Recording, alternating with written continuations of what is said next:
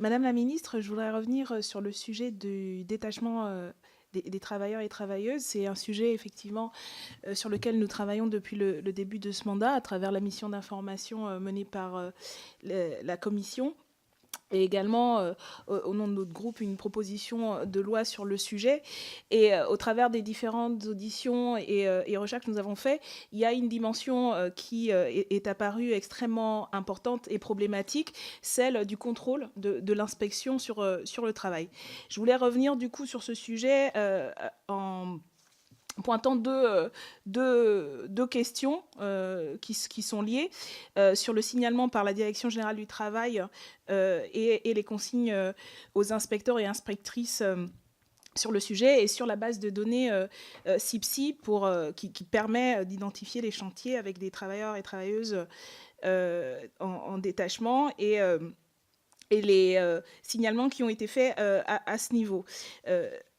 Il se trouve en effet qu'un agent de la région Bourgogne-Franche-Comté qui contestait un certain nombre de directives a saisi le Conseil national de l'inspection du travail, au sein duquel des représentants de l'État sont majoritaires, et en rejoignant le point de vue de la CGT-TEFP, a donné un avis en avril dernier. Cet avis constate que la Direction générale du travail avait demandé aux agents en matière de contrôle de la prestation du service international de comptabiliser comme contrôle sur ces thématiques des situations où aucune travailleur et travailleuse détachée n'était pourtant présent sur le chantier.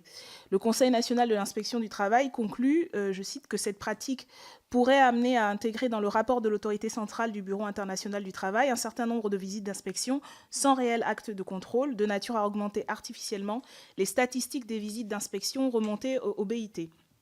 Très concrètement, donc, il semble que des inspecteurs et inspectrices soient envoyés sur des chantiers sans travail détaché, cochent une case lorsqu'ils demandent aux donneurs d'ordre s'il y a de la prestation de service international sur le chantier, et dès lors, ceci est considéré comme un contrôle PSI, même s'il n'y a aucun ou aucune travailleur ou travailleuse détachée.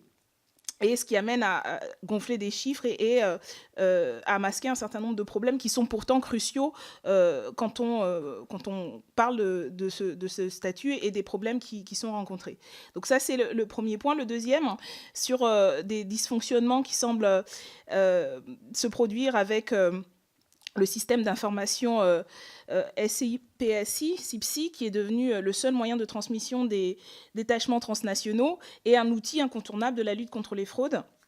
En 2017, le syndicat Sud Travail Affaires Sociales a alerté sur le fait que depuis sa mise en service, le système s'était révélé lent et très souvent indisponible, avec une fiabilité aléatoire de ces données qui entrave leur exploitation pour le ciblage des contrôles et la caractérisation des infractions. Je pense que nous sommes tous et toutes ici soucieux et soucieuses d'améliorer les conditions de travail des agents de l'inspection et la qualité de leur action en la matière. Et donc, je relais cette demande faite notamment par les organisations syndicales de mieux comprendre du coup ce qu'il en est au niveau de l'application et des mesures prises pour mettre un terme à cette série de dysfonctionnements. Évidemment, le travail détaché en lui-même, c'est très bien quand il correspond à la philosophie pour laquelle il fait. C'est qu'on ne trouve pas la main-d'œuvre qualifiée dans un pays et que ça peut permettre d'élargir les compétences. Et à condition que travail égal, salaire égal. Mais il y a des cas de fraude, on le sait. Et il y a deux instruments très importants.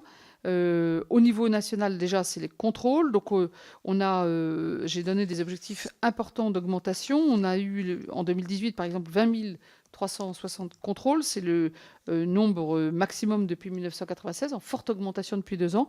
Et pour 2019, j'ai fixé un objectif de 24 000 contrôles. Et donc, cette année, ça sera le double du nombre de contrôles qu'on faisait en 2015. Alors, vous savez, contrôle, l'efficacité, c'est aussi, si j'ose dire, c'est un peu la peur du gendarme. À partir du moment où on a des plans un peu massifs de contrôle, ça fait aussi un peu de prévention. Et je pense que ça sera efficace. On en a déjà effectué plus de 8 000 depuis le début de l'année. Alors, en ce qui concerne la base des données dont vous avez parlé, Sur le CIPSI, je crois qu'il n'y a pas du tout on ne masque rien, mais elle est un peu sur un modèle ancien. On en a fait une refonte avec un portail spécifique, et la refonte du système de déclaration de prestation de services international est prévue et devrait être opérationnelle en juillet ou en août 2019. Donc on a un outil, je vais dire, modernisé sur ce sujet.